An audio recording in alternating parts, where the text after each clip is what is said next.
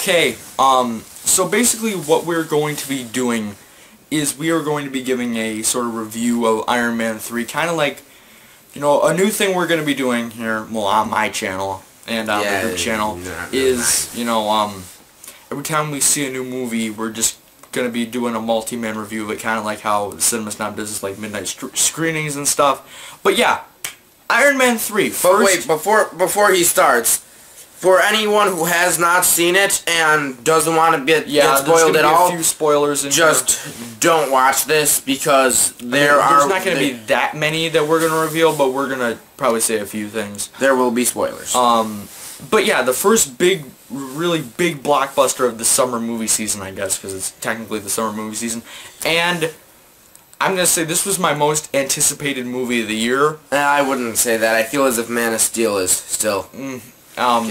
But, you know, I heard, you know, a few disappointing things before this, so I was kind of like, okay, I got rid of the hype when I watched it, and I just sat down and watched the movie, and I really freaking enjoyed it. It was really cool. Just a warning, there will be many twists, like, just expect really, it's a twisty plot, but it's not twisty in an exaggerated sense. It's twisty and it gives enough comic relief where it's not that annoying. The thing I really liked about this one is that, you know, there was... I'm going to say this since I haven't seen, like, any Punisher movies or anything like that. I'm going to say this was probably one of the darkest Marvel movies there has ever been. Mainly just due to, like, this type of villain is completely different than what you would see in, say, I don't know, the Avengers, where it was just, you know, a standard, you know, Loki. This one was different.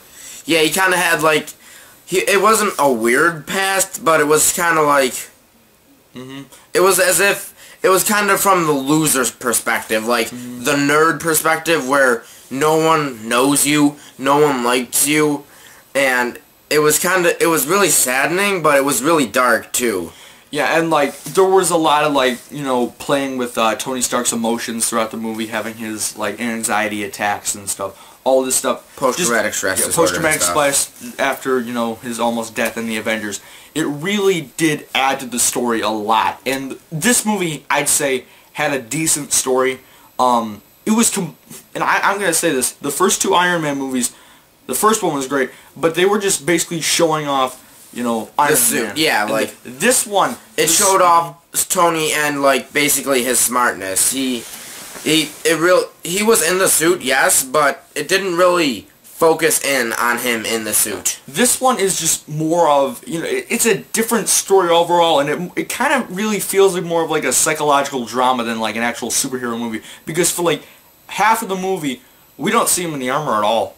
Yeah, it's pretty interesting too, and normally, like, I wouldn't... I'm sorry to cut you off. No, it's fine. But normally I, like, want to see him in the suit as much as possible. That's why a few people didn't like The Dark Knight Rises, because, you know, Batman was Bruce Wayne for the majority of the movie. But, you know, with that and this, I think it did work, and it was necessary to, like, just give the character himself more development instead of just the man inside the suit. I feel as if this one, it had a better outside the suit instead of The Dark Knight Rises, because, like... The Dark Knight Rises, there was a lot of slow parts. This one, it had slow parts, but it kept it action-based, or at least into the plot. Like I think this one just had something new right around the corner. Exactly. All the time. And it was a fun movie to watch. So basically, let's just get into a few positives, I gotta say. I loved Robert Downey Jr. in this movie. It's easy to love Robert Downey Jr. He is probably my favorite actor right now. Besides, there are a few. I don't want to list them, but you know, he's up there. Yeah. And you know, everyone was good. I really liked how they used Pepper in this movie. Like, they showed the relationship more. It wasn't just kind of like, oh, he saved her life, they're in love now. Like they showed the strains in relationships and stuff. Like, they were having fights and stuff, they were having disagreements, but, like, if they were gone, they missed each other. And, like, she was actually in the suit at one point, I think, like, twice in the entire movie. Yeah. And it just really added to, like, someone that really, although she has been a strong character throughout the first two movies, she really didn't get to do that much, and now she finally gets to do stuff. War Machine, I liked well, Iron Patriot, I'm sorry. But I think it is a step down from Iron Man 2's version. Yeah, what happened was they decided to change the name because supposedly War Machine is too violent. It was kind of just like a joke. And I felt as if they really dialed down on the amount of screen time War Machine was got. barely in this movie. Yeah, I was actually kind of... That's a disappointment of mine. It wasn't bad, but they could have had him more He was a major plot point, or at least his suit, throughout like the last half of the movie. Yeah. But I noticed, I pointed this out to like everyone that we went to see it with, you know, us two, and then it was Matt, Ryan, and Jeremy.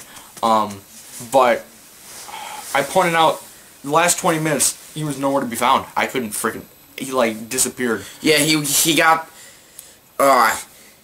he just flew away for a certain reason that you'll find out in the movie. Yeah, another thing I'd like to, well, hold on, let me just think here.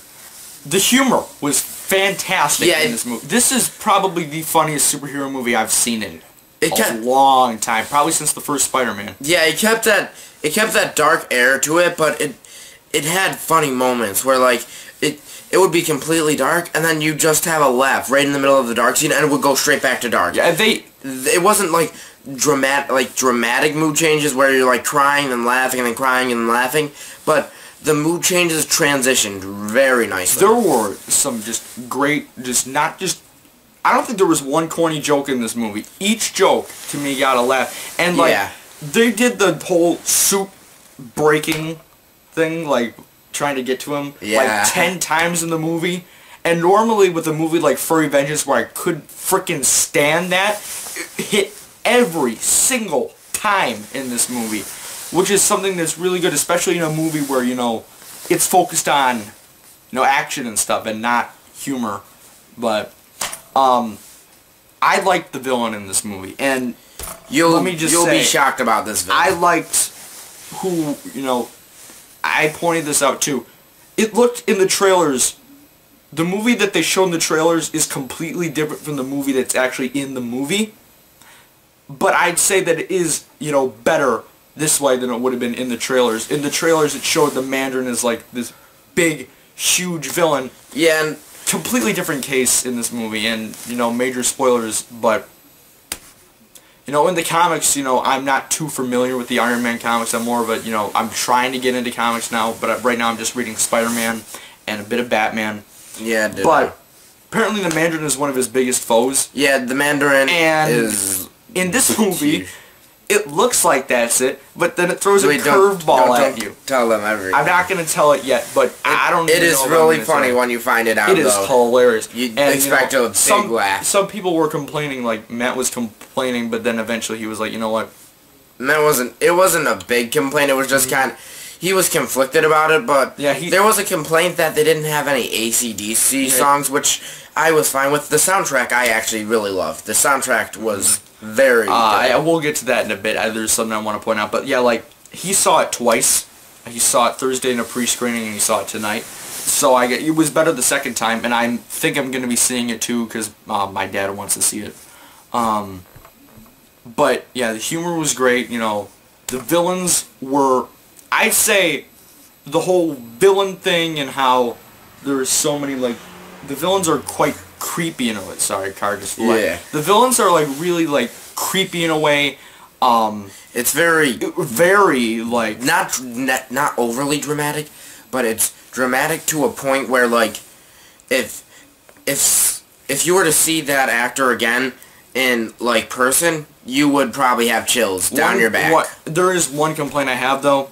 What the heck is that thing? What are the creatures called? What is the AIM thing? What is that? It's like called? I forgot the name of it. I forgot it too. Let me look it up. Don't look it up right something, now. The name is on the tip of my tongue. Yeah, same with me. But it was like, basically it just turns them into like these like indestructible like human beings. It helped them regrow body organs. So it was basically meant for. It was meant for the Yeah, but like one complaint I will have is that I don't know about you, but when they kept revealing who these people were, I saw them coming. I saw them coming Oh wait, like as in the villains? Yeah, as in the, well, not as in all of the villains, but as in the hell are they called? Oh, the people who have that genes in them, right? Yeah. Oh, extremists. Extreme? Are you sure? Extremists. Yeah, extremists. Yeah. The people with the extremist people with that virus. I saw it coming. Like the one chick that Tony was hooking up with, like 20 years. The brunette, forgot her name, that died. Yeah. I saw that coming. You're revealing a lot. Hey, I said there was gonna be spoilers in this. Yeah, I saw that coming.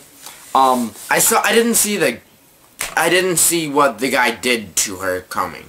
I didn't see it. That was actually kind of I was like, yeah, I was pretty shocked. But I do think the way that they do this, and they're basically just used as human weapons, where if they basically fuck up, they explode.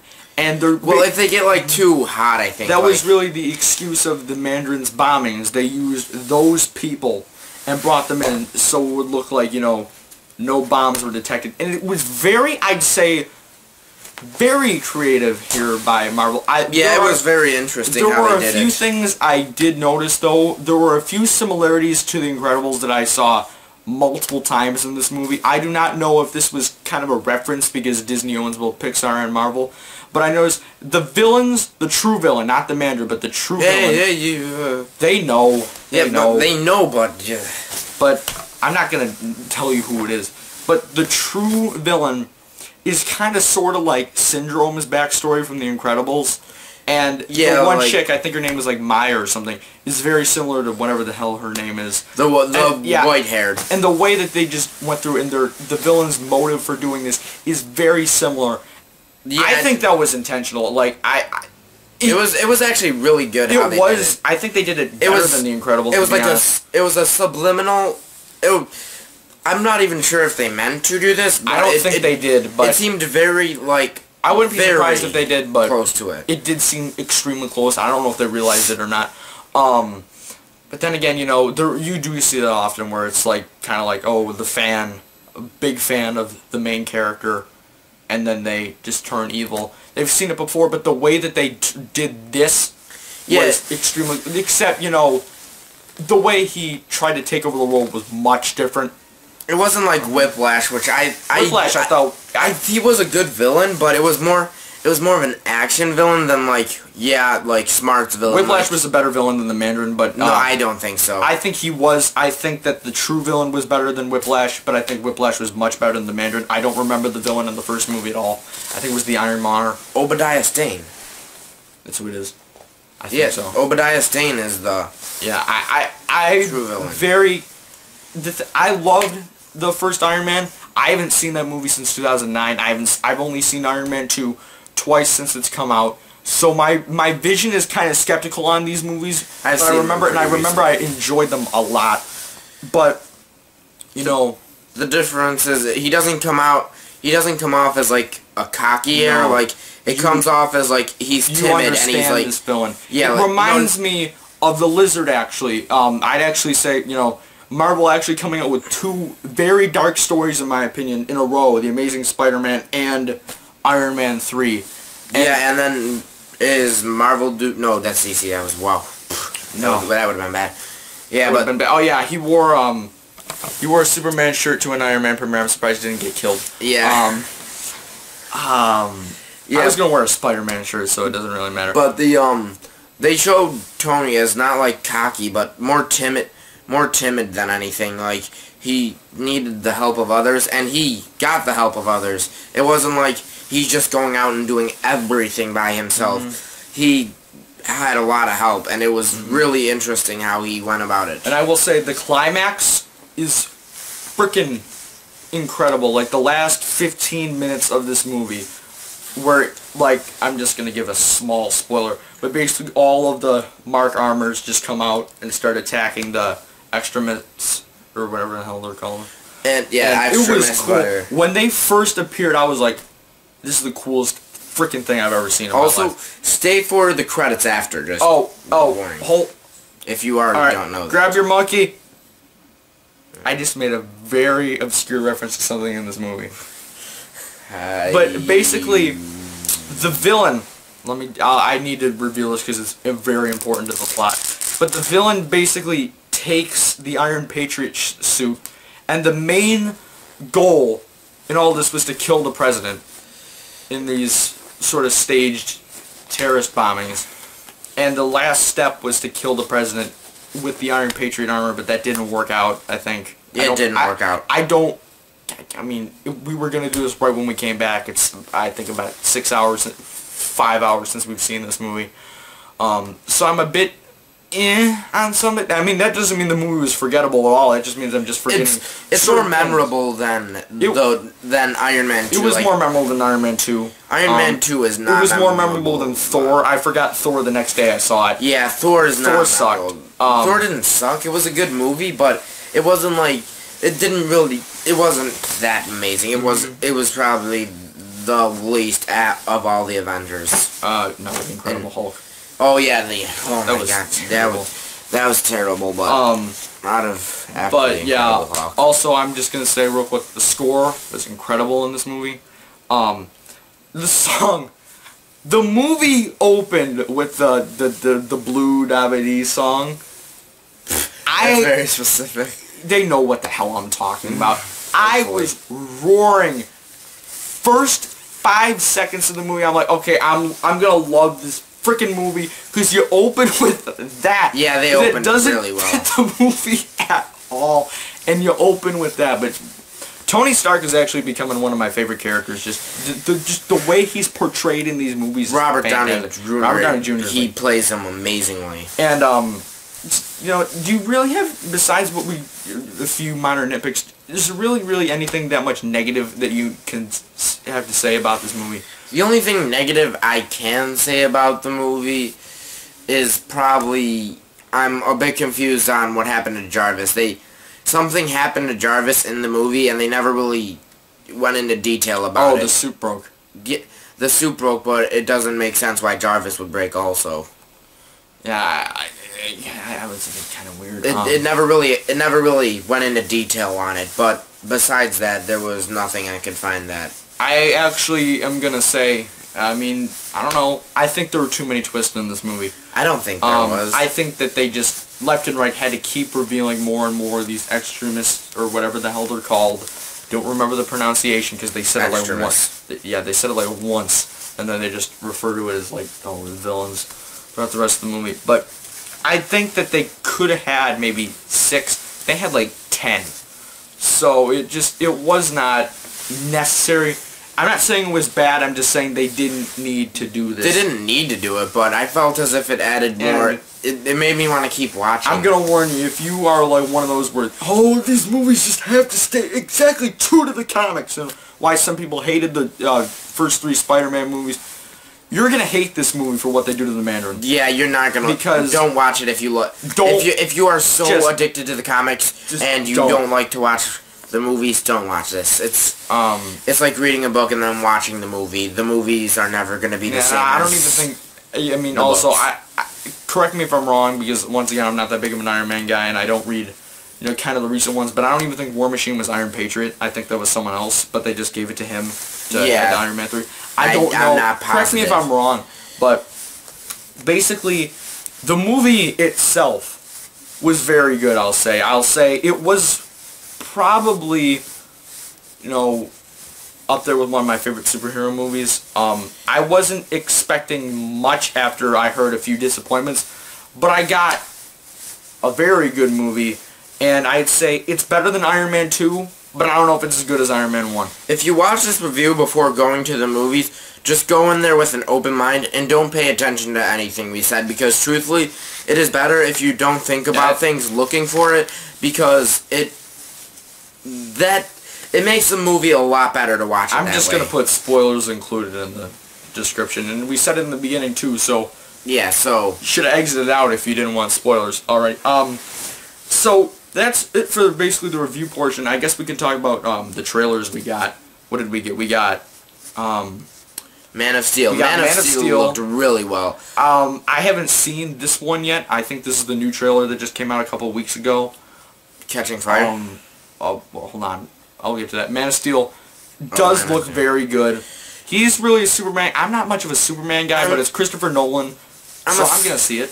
I'm gonna see it because they didn't do that well on Superman the old Returns was Supermans. shit. So the new Superman, it looks really good. I like how they're doing this series. They have a new costume where I don't even think they have the underpants thing, and I don't know.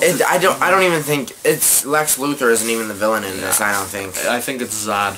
Yeah, but like I don't know if this was liked in the Superman things at all. But like, oh, the S is a symbol of like what did he say, like peace or something? Of hope. Yeah, I'm like that's stupid. Just freaking design the costume. And I didn't find it that bad. We got Catching Fire, which that was a beautiful trailer. It actually, the trailer followed the book really closely. I was shocked. I'm gonna say I love that Mockingjay sound at the end that they play at everything. It is so freaking creepy. It is unbelievable, and it's just great. Catching Fire, The Hunger Games. The first time I saw it was fantastic. The second time I saw it was decent. It's a great movie. Catching Fire is my favorite of the three. Yeah. So I'm hoping that I don't know why they didn't just split this one into two parts because there's much more that happens in that one than in Mockingjay. And truthfully, they didn't reveal a lot. They revealed what comes directly after. In the trailer they basically showed part of the Victory Tour and part of somewhat after the Victory Tour. They didn't show anything about the 75th Hunger Games. Did they show any of the former victors in this trailer? What do you mean? Oh, did they show like Finnick or anyone? No, they showed nothing. They showed President Snow and like I think this movie kind of like how in the first one went deeper into Seneca Crane. I think this one is going to go deeper into President Snow's point of view. Which I'm hoping, but we also got, let me think, we got After Earth, which I don't think is going to be that good. After Earth didn't look bad, it just didn't look good. I mean, it was just Will Smith's excuse to have a movie with his son. Yeah, and also, Jaden Smith did not look much of an actor in that. And it's like, it's supposed to be post-apocalyptic, but like, why are they having it go back to like prehistoric era? They're not having it prehistoric It looked more like prehistoric, but like into the future. It doesn't make... I'm not gonna see it, but I'll see it on, but on like pay-per-view. I'm not spending a lot of money. Did we get one for Star Trek Into Darkness? No, we did not get one for Star Trek Into Darkness. What did we? We got Man of Steel. We got the Lone Ranger, which looks like shit. Yeah, the Lone Ranger doesn't look that good. I know about the Lone Ranger. I just never really was interested in it. I don't get why Johnny Depp needs another movie where he's basically playing the same role. What else did we got? I think that was it. No, we got like 5, I think. We got Catching Fire, Man of Steel, Thor 2. Oh yeah, Thor. I forgot about this one. Thor 2. That looked good. That looked good. We got the Wolverine too. Oh yeah, the Wolverine. The Wolverine I think looks better than Thor 2. Thor isn't a. It's a big movie, but it's not as big as I would say as Iron Man. It's not as big as Iron Man or like Captain America 2. I think War Machine and Black Widow are going to be in, and Hawkeye I think. So, I haven't seen the first one yet, but I gotta watch it. But both I'm just gonna cover the Wolverine and Thor 2 basically in one. Thor 2 looked good. I do like how it looks like Loki's gonna be helping Thor in this one. It will be. Yeah, it shows you in the trailer. The Wolverine, I haven't seen any X-Men movies besides Origins, which was terrible. I've seen Last Stand, which... So I gotta watch those first before I see the Wolverine. But I've also seen First Class, which was really good. I don't know if it's a prequel or takes place after the series. It's at least after Origins. I think it's a sequel to Origins. Or yeah, I don't know. No, it's after Origins because he has his metal claws. So I know. Did you not have them in the X-Men trilogy? No, he had them in the X-Men trilogy. Alright. What kind of stupid question was that? Yeah, Origins was before the... Yeah, the X-Men movie timeline confuses the shit out of me. But I think... Did we get any more? No, but also, just in case you're wondering, there will be an Iron Man 5. I'm at 4. I was skeptical at the end, but, you know, they're doing Avengers 2. They're probably going to do Iron Man 4. If not, then I heard Disney said that even if Robert Downey Jr. doesn't want to come back, they're just going to continue using Iron Man. That would be really stupid. It would be stupid. I mean, the only other actor I think would do a good job with Iron Man would be Robert Downey Jr. Yeah. He played it really well. Or they could just do something stupid and have, like, Josh Peck be Iron Man. Like, just be like, I don't know, say something. Actually, did you see Josh Peck? He's really ripped now. There's a new jersey? I don't know, I just felt like, Alright. But that was Iron Man 3. If I was to give this a rating out of 10, I'd give it, I think, an 8 out of 10. I'd give it an 8.5. No, it was just a good viewing.